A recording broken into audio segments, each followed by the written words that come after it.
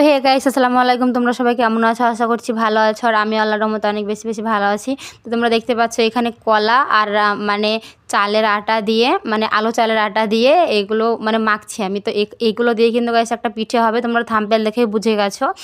তো এখানে কিন্তু গাইস একদমই পানির প্রয়োজন হবে না। আটাটাকে অনেকবার কলা আর আটাকে অনেক বেশি বেশি ছানতে হবে। ছানার পর যখন ওইরকমভাবে ব্যাটার হয়ে যাবে, তখন এখানে এলাচ আর চিনির গুঁড়ো দিয়ে দিতে হবে।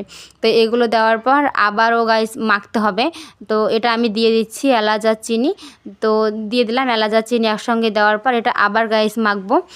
মাখার পর যখন ব্যাটারটা আবার যখন অনেক চিনি দেওয়ার পর কিন্তু গাইস একটু রস বের হবে। রস বের হওয়ার পর ব্যাটারটা আরও ঢিলে হয়ে যাবে। তো তখন গাইস কিন্তু পিঠাটা করা হবে। তো তোমরা দেখো লাস্ট পর্যন্ত, দেখো গাইস কেমন হয়ে গেছে ব্যাটারটা। তো দেখো লাস্ট অবধি পিঠাটা কেমন হয়েছে গাইস, অসামান্য সুন্দর।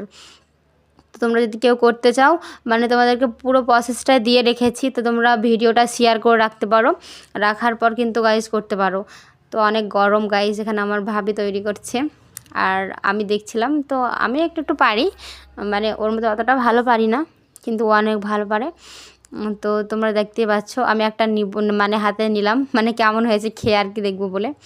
তো গাইস অনেক মজার হয়েছে। তোমরা কিন্তু ভিডিওটা শেয়ার করে রাখো, যদি কেউ বানিয়ে খেতে চাও গাইস কিন্তু খেতে পারো, খারাপ হবে না, আমি বলবো অন্তত ভালোই হবে।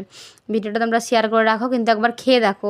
কলা তো এমন কিছু না, অনেক বেশি দামেরও জিনিস না। তো টাটা, বাই বাই, সবাই ভালো থাকো।